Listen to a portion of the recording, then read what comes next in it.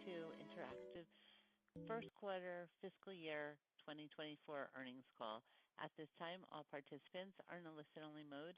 A question-and-answer session will follow the formal presentation.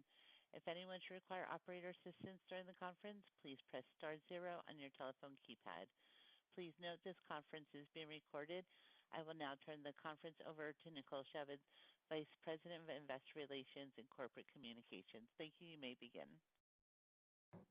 Good afternoon. Thank you for joining our conference call to discuss our results for the first quarter of fiscal year 2024 into June 30th, 2023. Today's call will be led by Strauss Zelnick, Take-Two's Chairman and Chief Executive Officer, Karl Slatoff, our President, and Lainie Goldstein, our Chief Financial Officer. We will be available to answer your questions during the Q&A session following our prepared remarks. Before we begin, I'd like to remind everyone that statements made during this call that are not historical facts are considered forward-looking statements under federal securities laws. These forward-looking statements are based on the beliefs of our management, as well as assumptions made by and information currently available to us. We have no obligation to update these forward-looking statements. Actual operating results may vary significantly from these forward-looking statements based on a variety of factors. These important factors are described in our filings with the SEC, including the company's most recent annual report on Form 10-K and quarterly report on Form 10-Q, including the risks summarized in the section entitled Risk Factors. I'd also like to note that, unless otherwise stated, all numbers we will be discussing today are GAAP, and all comparisons are year-over-year. Additional details regarding our actual results and outlook are contained in our press release, including the items that our management uses internally to adjust our GAAP financial results in order to evaluate our operating performance. Our press release also contains a reconciliation of any non-GAAP financial measure to the most comparable GAAP measure. In addition, we have posted to our website a slide deck that visually presents our results and financial outlook. Our press release and filings with the SEC may be obtained from our website at take2games.com. And now I'll turn the call over to Strauss. Thanks, Nicole. Good afternoon, and thank you for joining us today. I'm pleased to report that fiscal 2024 is off to a strong start, highlighted by first quarter net bookings of $1.2 billion, which was at the high end of our expectations, and management results that were in line with our plans. Grand Theft Auto Online and Grand Theft Auto V and NBA 2K23 exceeded our projections, which illustrates the long-lasting benefits of producing the highest quality offerings and amassing one of the strongest and most diverse portfolios in entertainment. In keeping with our core values of creativity, innovation, and efficiency, this quarter we introduced new intellectual properties, advanced the development of our eagerly anticipated pipeline, and maintained our vigilance with cost management initiatives across our organization. Turning to the results of our titles for the period. Grand Theft Auto V continued to outperform, and to date the title has sold in more than 185 million units.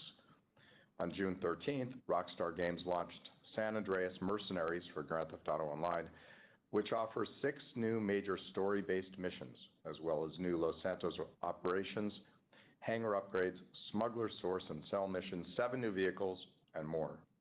The update also includes a range of fan-requested experience improvements, as well as the Career Progress feature, offering players a new way to track their progression across criminal careers and claim rewards.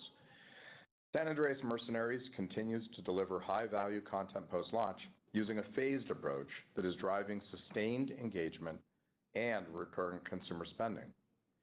This June, Grand Theft Auto Online recorded more players than any other June in its history outside of the height of the pandemic. GTA Plus, Rockstar's premium membership service for GTA Online on PlayStation 5 and Xbox Series X and S, offered exclusive options for members to test drive and purchase an array of vehicles, and we're continuing to see strong growth in GTA Plus adoption with each passing quarter. We were pleased with the performance of Red Dead Redemption 2, which has sold in more than 55 million units to date.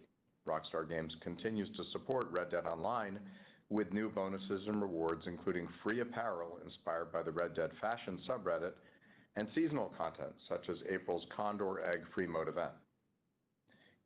NBA 2K23 exceeded our plans, and the title has now sold in over 13 million units, representing 11% year-over-year growth, driven by higher demand, especially on Gen 9 consoles, as well as a more tailored promotional cadence. This incredible performance marks the title's second highest sell-through ever, with only NBA 2K20 achieving higher unit sales. Engagement with NBA 2K23 remains strong, with approximately 2.6 million daily active users delivering recurrent consumer spending that exceeded our expectations. Our franchise extensions with the NBA continue to perform extremely well, and NBA 2K23 Arcade Edition remains one of the top games on Apple Arcade. WWE 2K23, which is the highest-rated game in our wrestling franchise's history, and the second highest-rated sports simulation title of the year, experienced strong engagement throughout the quarter, with players logging nearly 22 million hours of gameplay and facing off in 170 million matches. 2K and Visual Concepts continue to support the title with a series of 5 DLC packs that can be purchased individually or as part of a season pass. 2K also continues to support PGA Tour 2K23 with additional pros, courses, and clubhouse passes. In May, 2K and Visual Concepts launched LEGO 2K Drive, the first game in a multi-title partnership between 2K and the LEGO Group. Following the launch, our teams released the first of 4 Drive Pass seasons for the title, which features 100 levels and new content inspired by the Fast and the Furious saga. Also in May, Private Division and Piccolo Studio launched After Us on PlayStation 5, Xbox Series X and S, and PC, which has been praised by critics for its striking visuals and game world. Zynga had a solid start to the year, performing in line with our plans, and we're pleased with the ongoing progress of our mobile business. Ad revenue grew approximately 11% year-over-year, driven by the addition of Popcore and our ability to open new inventory supplies in our portfolio. Toon Blast has been introducing strong feature releases, such as the Toon Race event, which drove outperformance versus our forecasts and helped the game recently surpass $2 billion in lifetime gross bookings. We made excellent progress on our profitability initiatives in mobile. We expanded our offerings on our direct-to-consumer platforms, and we continue to believe that over the next few years, the majority of our mobile games will leverage our highly profitable proprietary distribution channel. We continue to enhance the performance and profitability of our hyper-casual business, with multiple new games scaling quickly and several titles generating bookings from in-app purchases in addition to ads. A few key highlights of Zynga's live services during the period include Empires & Puzzles grew quarter-over-quarter, driven by the new Path of Giants Battle Pass featuring daily and weekly challenges to unlock rewards. Rollic's Twisted Tangle reached the #1 free game spot on the U.S. Google Play Store. Social Casino again delivered strong results, driven by Hit It Rich's best quarter in 2 years and Game of Thrones Casino's second-best quarter in its history. Casual games continue to improve participation and engagement, with Words with Friends launching the new Club Daily Puzzle and Harry Potter Puzzles and Spells adding bonus levels and special delivery prize events. With numerous games in development and soft launch across Zynga Studios, we're excited to start delivering several new offerings in the coming months. Turning to our outlook, we're reiterating our prior guidance of $5.45 billion to $5.55 billion in net bookings for fiscal 2024. We remain highly optimistic about our future and our ability to deliver record results in the coming years. Lainie will provide more details on our outlook shortly. In closing, as we continue to execute our strategy, we believe that we can increase significantly our scale and prominence within the industry, grow margins, and pursue the vast opportunities to engage even larger audiences around the world. Led by the passion, creativity, and innovation of our world-class development teams, Take-Two is in a powerful position to set new benchmarks for our player communities, which we believe will drive long-term returns for our shareholders. I'll now turn the call over to Karl. Thanks, Strauss. I'd like to thank our teams for a strong start to the year. Turning to our announced launches for fiscal 2024. Yesterday, Rockstar Games announced that the beloved Western experiences, Red Dead Redemption and Undead Nightmare, will be coming to the Nintendo Switch and PlayStation 4 for the first time in a new single package arriving August 17th. In a new conversion by Double 11 Studios, the Switch and PS4 versions bring the two classic experiences together again for new players and original fans to enjoy, across modern consoles, including backwards compatibility with the PlayStation 5. On September 8th, 2K and Visual Concepts will celebrate the 25th anniversary of our industry-defining NBA 2K series, and once again redefine basketball simulations with the launch of NBA 2K24, featuring the iconic Kobe Bryant as the game's cover athlete for the second time in the history of the franchise. Players will be able to celebrate Bryant's legacy and replicate his skills in the brand new Mamba Moments mode. Players in the US and Canada can also purchase the WNBA edition of the game exclusively at GameStop, featuring WNBA All-Star Sabrina Ionescu as this year's cover star. NBA 2K24 will introduce Crossplay, a community-requested feature for PlayStation 5 and Xbox Series X and S. Available in every multiplayer mode, players will be able to compete with or against others from around the world in dynamic co-op matches, thrilling online tournaments, or casual pickup games between new generation consoles. The title will also introduce ProPlay, a groundbreaking new technology that directly translates actual NBA footage into gameplay. 2K will have more to share on NBA 2K24 in the coming weeks. In addition, 2K and Visual Concepts remain hard at work on WWE 2K24, the next installment of our popular wrestling series, which set new creative and critical benchmarks with last year's highly successful release. In June, Private Division and Evening Star announced Penny's Big Breakaway, a new 3D action platformer from the team behind Sonic Mania. This kinetic yo-yo adventure is expected to launch in early 2024. Zynga Star Wars Hunters, which offers players the opportunity to join the greatest hunters from across the Star Wars galaxy, is expected to launch later this fiscal year. Players will engage in thrilling third-person combat in a range of competitive game modes across battlegrounds from the iconic worlds of Star Wars. Also in mobile, Social Point's latest game, Top Troops, a medieval fantasy-themed title in the PvP merge genre, is progressing well in soft launch and is expected to launch worldwide in this fiscal year. In addition, our hyper-casual studios will release a steady cadence of mobile titles throughout the year, focusing on games that have the potential for enhanced retention rates and a mix of in-app purchases and advertising to drive higher monetization and profitability. Our labels will also continue to provide new content and experiences that drive engagement and recurrent consumer spending across many of our offerings, including Grand Theft Auto Online, Red Dead Online, WWE 2K, LEGO 2K Drive, PGA Tour 2K, Kerbal Space Program 2, and Zynga's mobile portfolio.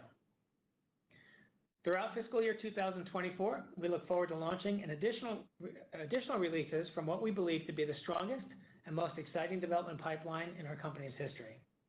I'll now turn the call over to Lainie. Thanks, Carl, and good afternoon, everyone. Today I'll discuss the key highlights from our first quarter before reviewing our financial outlook for the full year and second quarter of fiscal 2024. Our combination with Zynga closed on May 23, 2022, which affects the comparability of our results relative to last year. Additional details regarding our actual results and outlook are contained in our press release. We had a strong start to the fiscal year, powered by our portfolio of iconic, industry-leading intellectual properties. As we approach our next phase of growth, our teams continue to make excellent progress advancing our development pipeline and capitalizing on our revenue-driven opportunities and synergies. We also partnered together to maintain our focus on efficiency amidst a challenging macroeconomic backdrop and cautious consumer spending trends. I'd like to thank our incredible teams worldwide for their determination and passion for our business. Now, moving on to our results, we achieved net bookings of $1.2 billion, which was at the high end of our guidance range. In the current backdrop, many consumers are purchasing established franchises and those that offer great value. Our catalog stands at the intersection of these two trends. Accordingly, our performance reflects better than expected results from Grand Theft Auto Online and Grand Theft Auto 5 and NBA 2K23. During the quarter, we launched Marvel's Midnight Suns for Gen 8 consoles, LEGO 2K Drive, and After Us. Recurrent consumer spending rose 38% for the period, which was above our outlook of 35% growth, and accounted for 84% of net bookings. The outperformance was primarily driven by Grand Theft Auto Online and NBA 2K23. GAAP net revenue increased 17% to $1.28 billion, and cost of revenue increased 39% to $606 million, driven by $187 million of amortization of acquired intangibles. We also recorded an impairment of $18 million related primarily to capitalized software and development costs for an unreleased title, which affected our management results compared to our guidance. Operating expenses increased by 25% to $883 million. On a management basis, operating expenses grew by 46%, which primarily reflected a full quarter of Zynga, higher personnel costs, and depreciation related to office build-outs and capitalized IT expenses. Turning to our guidance, I'll begin with our full fiscal year expectations. As Strauss mentioned, our business is performing well, and we are reiterating our net bookings outlook range of $5.45 billion to $5.55 billion. The largest contributors to net bookings are expected to be NBA 2K, Grand Theft Auto Online, and Grand Theft Auto V, our hyper-casual mobile portfolio, Empires & Puzzles, Toon Blast, Merged Dragons, Words with Friends, Red Dead Redemption 2, and Red Dead Online, and Zynga Poker. We expect the net bookings breakdown from our labels to be roughly 51% Zynga, 30% 2K, 17% Rockstar Games, and 2% other. And we forecast our geographic net booking split to be about 65% United States and 35% international. We continue to forecast recurrent consumer spending growth of 5% compared to fiscal 2023, representing 78% of net bookings. Mobile trends are projected to remain stable, and Zynga's ad business continues to deliver growth. We expect to generate approximately $100 million in non-GAAP adjusted unrestricted operating cash flow and deploy approximately $180 million for capital expenditures, primarily to support our office build-outs and larger footprints. We continue to expect GAAP net revenue to range from $5.37 to $5.47 billion. Our total operating expenses are expected to range from $3.38 to $3.4 billion, as compared to $3.45 billion last year. On a management basis, our operating expenses are expected to grow by approximately 15% year over year, due primarily to a full year of Zynga, an increase in personnel and marketing expenses, and higher depreciation of office build-outs and capitalized IT expenses, which are being partially offset by the realization of synergies from our combination with Zynga and savings from our cost reduction program. As we announced previously, our teams are taking extensive measures to review our cost structure and reduce discretionary costs whenever possible to offset the current consumer backdrop and inflationary environment, while still investing for growth. Now moving on to our guidance for the fiscal second quarter. We project net bookings to range from $1.4 to $1.45 billion, compared to $1.5 billion in the second quarter last year. Our release slate for the quarter includes Red Dead Redemption and Undead Nightmare for Switch and PlayStation 4, and NBA 2K24. The largest contributors to net bookings are expected to be NBA 2K, Grand Theft Auto Online, and Grand Theft Auto V, our hyper-casual mobile portfolio, Empires & Puzzles, Toon Blast, Words with Friends, Merged Dragons, Red Dead Redemption 2, and Red Dead Online, and Zynga Poker. We project recurrent consumer spending to decline by approximately 7%, which assumes modest declines in our mobile business, NBA 2K, driven by changes to its summer promotional cadence, and Grand Theft Auto Online, as well as a reduction in DLC revenue from several titles that were released in prior years. We expect GAAP net revenue to range from $1.26 to $1.31 billion. Operating expenses are expected to range from $811 to $821 million. On a management basis, operating expenses are expected to grow by approximately 5% year over year, driven by last year's acquisition of Popcore and higher personnel costs, which are being partly offset by the Zynga synergies and our cost savings initiative. In closing, we are confident that the actions our teams are taking this year are preparing us for a strong trajectory of growth. Through our collective efforts, we continue to believe that we are positioning our business for a significant inflection point in fiscal 2025 that will culminate in us delivering new record levels of operating performance next year and beyond. We thank all of our stakeholders for their continued support, and we look forward to delivering on this exciting next chapter. Thank you. I'll now turn the call back to Strauss. Thanks, Lainey and Carl. On behalf of our entire management team, I'd like to thank our colleagues for delivering a strong start to the fiscal year. And to our shareholders, I want to express our appreciation for your continued support. We'll now take your questions. Operator? Thank you. If you would like to ask a question, please press star one on your telephone keypad. A confirmation tone will indicate your line is in the question queue. You may press star two if you would like to remove your question from the queue. And for participants using speaker equipment, it may be necessary to pick up the handset before pressing the star keys. Our first question is from Andrew Uerkwitz with Jefferies. Please proceed. Yeah, I just have one question. Lainey called out consumer weakness kind of continuing. Could you just give an update on where you think the consumer's at? Is there a particular segment that's weaker than others? Just kind of an update on where you think the consumer's at today. Thank you. Yeah, I mean, I love that people are debating whether we're going to be in a recession. From the point of view of a digital entertainment company, we've been in a recession for the better part of 18 months. The market for interactive entertainment was down meaningfully in 2022, down for the first time in the history of the mobile business, over 10% pretty much across the board. Things are looking a lot better. The year-over-year comps have stabilized. We're seeing growth in the console market. It's early, but we are seeing some growth. Mobile sort of flat, slightly down. We hope that'll improve. I do feel like we're all seeing some green shoots across the economy, but it definitely is a mixed picture, depending on who you ask. So in the context of the entertainment business, live entertainment's doing great. But in the context of entertainment that people consumed at home during the pandemic, it's been challenging for a while. And again, I think it's beginning to normalize, but it's early days yet. When asked a couple of calls ago what I thought would happen in the economy, I said that I thought it would bottom out in June, July, and that by the end of calendar 23, we'd begin to see some good news and that we'd be in a reasonably good position from an economic point of view in early 24, and I continue to believe that that's what will happen. Got it. And then just one quick follow-up on that with around media, I guess. If Hollywood stays in a recession, is that a positive, negative, or does it not matter for video games? Look, we live within the entertainment ecosystem, so we would never wish for any other industry to have a problem. But if the strike means that new content can't be delivered, then I suppose it could be some small positive benefit for our business. But we aren't counting on that. We're certainly not hoping for it. Got it. Thank you so much, guys. Appreciate it. Our next question is from Eric Handler with Roth MKM. Please proceed.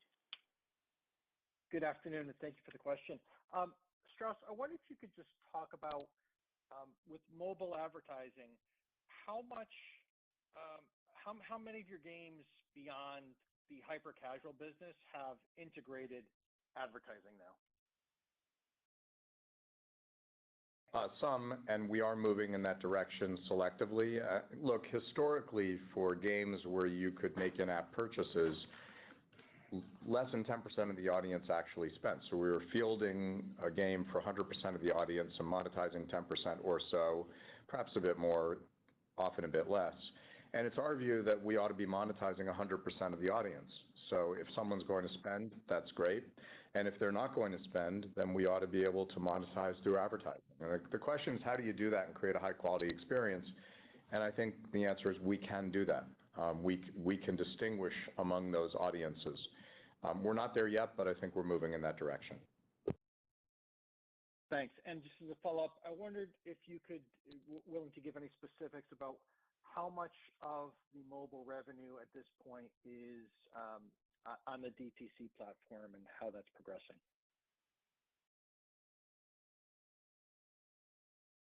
So we don't actually give out that percentage. Some of our competitors do, and so one of our biggest competitors, I think, has gone on the record to say it's about 25%. And I think that's a good number. We're not remotely in that vicinity. There's plenty of room for growth. I would note that Zynga's advertising net bookings were up 11% year over year. So it's really good news. and we're really happy about the growth of our direct-to-consumer platform and what that can mean for consumers and also for us. Thank you. Our next question is from Matthew Thornton with Truist Securities. Please proceed. Hey, good afternoon, Strauss, Carl, Laney. Two quick ones for me. Last quarter, we talked about obviously achieving north of $8 billion in bookings next year and north of $1 billion in operating cash flow. I'm just kind of curious if those are still the right bogeys for next year. And then just secondly, I apologize if I missed this, any changes to this year's slate? I saw we've got the $18 million impairment charge here, but I guess relative to where we were 3 months ago, is there any change to this year's release slate? Thanks so much. So the answer to question one is yes, and Laney will answer question two. Sure. So for question two, there has been some movements within the back part of the year within the slate, but we're still able to achieve the same guidance for the year. So we're reiterating our guidance. So just some small changes within the slate, but it has nothing to do with the impairment charge. So the year is still the same. Perfect. Thank you. Our next question is from Matthew Cost with Morgan Stanley. Please proceed. Hi, everybody. Thanks for taking the questions. Maybe I'll start just by asking about mobile M&A. I mean, that was historically a very big part of Zynga's business. It seems like the market may be starting to thaw out there in terms of deal activity after a deep freeze for the past year or two. I guess, do you see an opportunity to lean back into M&A at the Zynga business? Number one. And then number two is just, Laney, you mentioned in the prepared remarks some changes to the promotional cadence for NBA 2K. I was wondering if you could just give a little more detail about, what those changes are and, the size of the financial impact. Thank you. So on the deal side, it's hard to know. In terms of our strategy, we think we're in a position to grow organically. We have a lot of new releases coming from Zynga. We're really excited about them. As you know, hit ratios are very low in the mobile business, so we're not claiming success until it occurs. But we do feel really good about some new launches. And in terms of the promotional cadences? NBA 2K24, we expect to be up from 2K23, but 2K23 versus 2K22, there's some less promotional timing in this quarter versus what we did with 22 last year. So that's why we expect the title to be a little bit down versus last year. Great. Thank you. Our next question is from Doug Creutz with TD Cowen. Please proceed. Hey, thanks. You alluded to this a little bit earlier. You and others have talked about how difficult it is to launch a new mobile title these days. We did see, however, a few months ago, a competitor of yours Scopely launched Monopoly Go, which has shot to number one on the App Store charts rapidly, has had a lot of success. As you have observed that, is there anything that you would any lessons you would draw from their success that you think you could apply to your own games that you have coming out soon? Look, I think it's an established intellectual property that's been known and beloved for a very long time. And if you combine that with a high quality expression, I think you can do very well. We obviously don't know what they're spending to be in the position that they're in. I do know that we're very focused on profitability. So we're being careful to make sure that our user acquisition spending reflects a high lifetime value for our customer. Okay, thank you. Our next question is from Eric Sheridan with Goldman Sachs. Please proceed. Thanks so much. Maybe just one bigger picture question. As you continue to integrate Zynga and move further away from the acquisition, curious your updated thoughts on how you're thinking about the elements of AAA titles having cross-promotion, cross-play across elements of console and mobile, and how that might inform some of your development cycles in the next couple of years, or some of the pipeline dynamics that fed back into some of the bookings longer-term framework from last quarter. Thanks so much. We continue to believe there's an opportunity there. We do have titles coming that will offer an opportunity to engage on console and also in mobile. We don't think it's something that you have to offer. Each title will stand alone. And a question you didn't ask, but we've also discussed, is the possibility of creating new mobile titles based on core Take-Two intellectual property, and that's something that we're also potentially excited by. In all instances, the consumer experience, the quality of the title, is what governs, not the business model. So we have to create something great that consumers want. If we do, they'll show up, and if we don't, they won't. Thank you. Our next question is from Mario Lu with Barclays. Please proceed. Great. Thanks for taking the questions. The first one's on NBA 2K24. You guys mentioned the upcoming crossplay feature was a largely asked one by the community.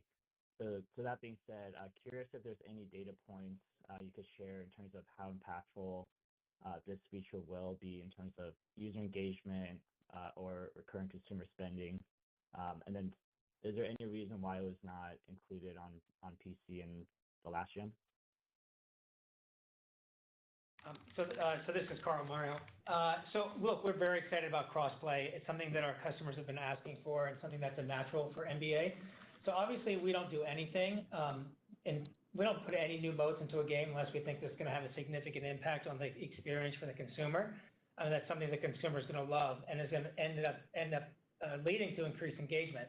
And obviously, as we say, when you get increased engagement, you get increased monetization, and then everyone's happy in that regard. So all of these decisions are economic decisions, but it starts off first with the experience itself.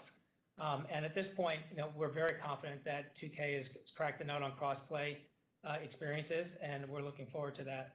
As it relates to PC and old gen, it's really just, again, allocation of resources, these decisions. Got it. That makes sense. And then just on a separate note, in terms of the topic of charging a higher price for users to get access to a game, like early access during the launch, I noticed it wasn't included in NBA 2K's pre-order pricing. Is this an opportunity in the future, or just something you guys opted out of? Thanks. Yeah, we have most of the time. It's funny you say a higher price, because when we have some early access games in the market right now, we typically would offer them at a lower price because it would apply that there's more to come in the game, and it's not necessarily the final version. We have seen the early access models out there in terms of holding back access and making people pay more for earlier access. That's not something that we've done to date. Would never say never, but honestly, that's a marketing decision. And our priority is really making sure that the game comes out in a timely fashion, is the best experience possible. If that's something that makes sense, so down the line we could experiment with it, but to date that has not been something that we've looked at. Got it. Thank you. Our next question is from David Karnovsky with JP Morgan. Please proceed. Thank you. Just on the bookings by label, I wanted to follow up on the guidance for Zynga. I think that's down slightly on a maintained bookings figure, so I wanted to see if you could walk through the adjustment there. And then sticking with mobile, you talked about hyper-casual, focus on releasing games that retain better, have a higher mix of IAP spend. Just wanted to see if you could unpack the thinking behind the strategy there, what the traction's been, and maybe how that impacts the ad revenue potentially from Rollic and Popcore. Thanks. So for the bookings for Zynga, for mobile, there's some game shifts within the year. So there was some reforecasting of some of the existing games, and that's what has changed within mobile.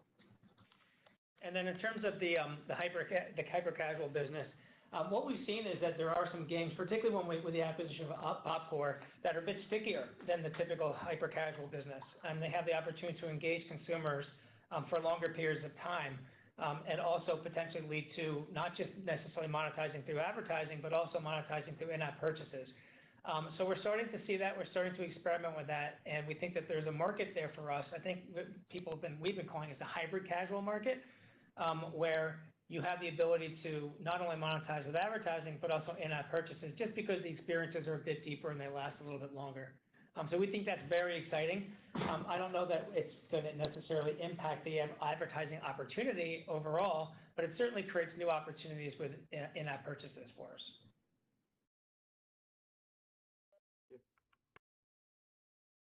Our next question is from Omar Bursky with Bank of America. Please proceed. Hi, thank you for taking my question. So you didn't change your full year guidance, and I wanted to know, I think David Karnovsky asked the question, and you talked about Zynga a little bit. I wanted to know whether your implied like-for-like guidance on mobile has changed at all since the last time you guided. And then within that, do you expect advertising to grow on an organic basis, that is excluding Popcore? And I have one more question. So we just mentioned that Zynga has changed a little bit because there was movement in the release schedule and some updates to the forecast. So we did have some changes in the rest of the year. So there were some changes in the release schedule. So there were some ups and downs within the year, but overall we've kept the entire year the same. So we were at the higher end in the first quarter, but we reiterated the full year. And then in terms of expecting advertising to grow, yes, we do expect it to grow in the full year. Organically. Organically, yes. Okay, great. And then the other part of the question I wanted to ask was, in terms of your direct-to-consumer channel, I think Strauss said that the majority of mobile games in a few years will leverage that channel. So you have a lot of games. We've counted well over 100. Not all of them are your big winners. I think there's a long tail of games. So I guess I wanted to ask, is it that the biggest games are going to be on your DTC platform, or is it just the sheer number of games? Because I'm trying to get a sense of how much revenue could potentially flow through that channel, if you understand what I mean. Yes, I do understand what you mean. It really varies game by game. So if the game is not suited to direct-to-consumer, and it may not be because of its style, its the interaction that consumers have with the title, then there may not be an opportunity, even though it's a big title. And then there are other titles where it's a terrific opportunity. Again, we haven't established a number that we're shooting for, but I did quote the number that a competitor has outlined, and I think that number is kind of the high end of the possibility. Thank you. Our next question is from Mike Hickey with Benchmark Company. Please proceed. Hey, Strauss, Carl, Laney, Nicole. Nice quarter, guys. Thanks for taking our questions. Curious, Strauss, sort of big picture, pardon the pun, curious what you're thinking on film opportunity. I know you're not a trend bandwagon guy, so but maybe this isn't that. Hard not to notice the results here from Super Mario Brothers and The Last of Us. And this is an area where historically it's been challenged for game IP to have success in new mediums. Looks like the formula is kind of involve the creative piece to the original game and have great storylines. And when you look at your portfolio of IP, you've got a ton of opportunities. It would seem like you certainly have the creative talent. You definitely have great storylines. So two questions on that, Strauss. Curious if your creative teams are motivated to expand their IP into new entertainment mediums like film or streaming episodic content. And then curious if you think IP expansion into new mediums like film can sort of complement your growth strategy over the long term. Thanks, guys. Thanks, Mike. We think it's probably a relatively small opportunity economically. We're not going to use our balance sheet to invest in film and television projects. Those are typically very challenged asset classes with which I'm quite familiar. And to point out two successes, notable as they may be, belies the fact that there are many, many failures where money was lost.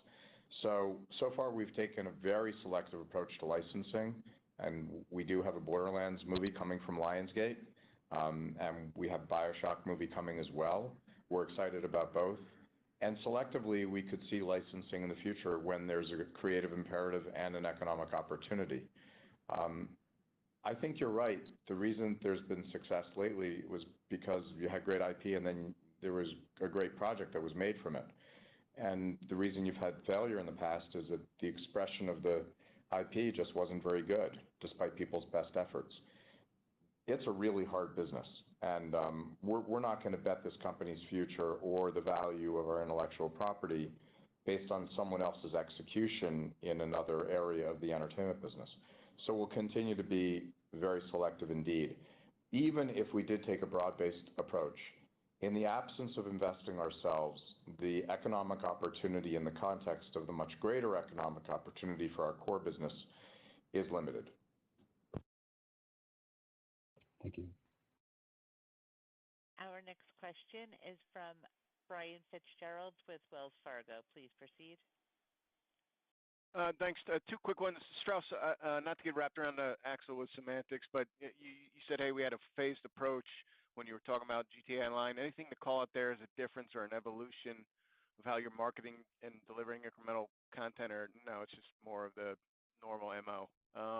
And then second question is on NBA 2K23 added to PlayStation Plus, Game of the Month.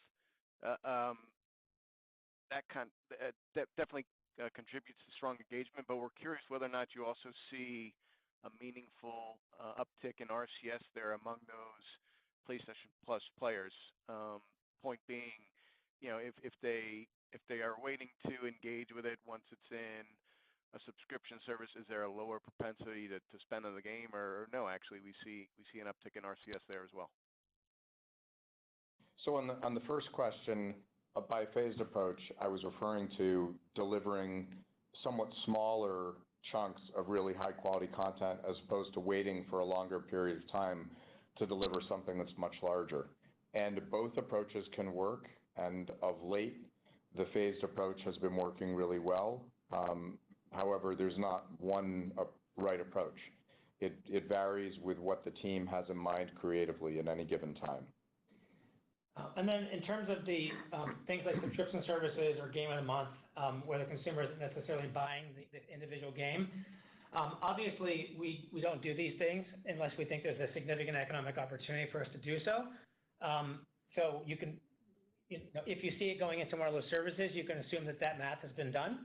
And yes, we do see an uptick in recurrent consumer spending generally because we bring in a lot of new players.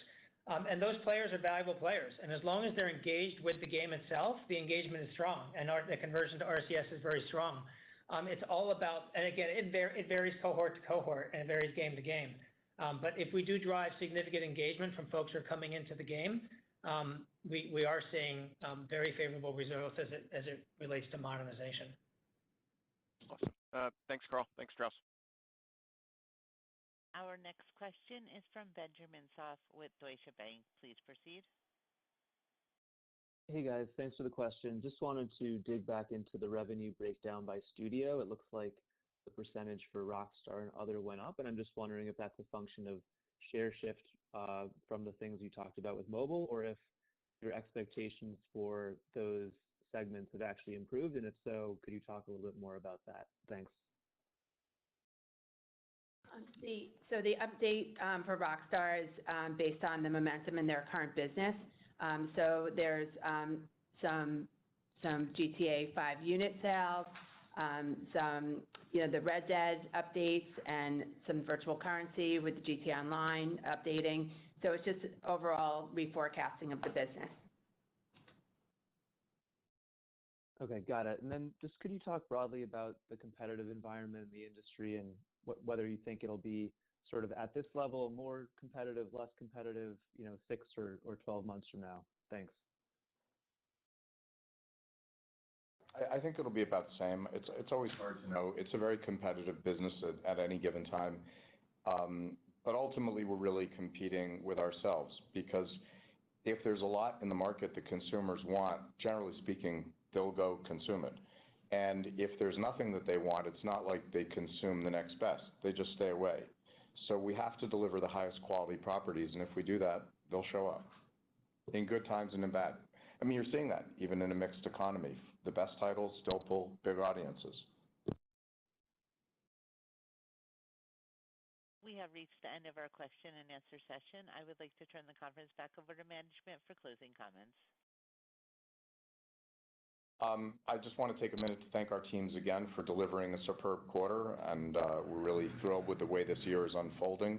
Our titles continue to be of phenomenal quality. We're really excited about our upcoming releases and obviously very excited about the future beyond this fiscal year. And we also want to thank all of you for attending the call, for your great questions, and naturally, we're grateful to our shareholders for their continued support. So thanks so much, and have a great evening. Thank you. This will conclude today's conference. You may disconnect your lines at this time, and thank you again for your participation.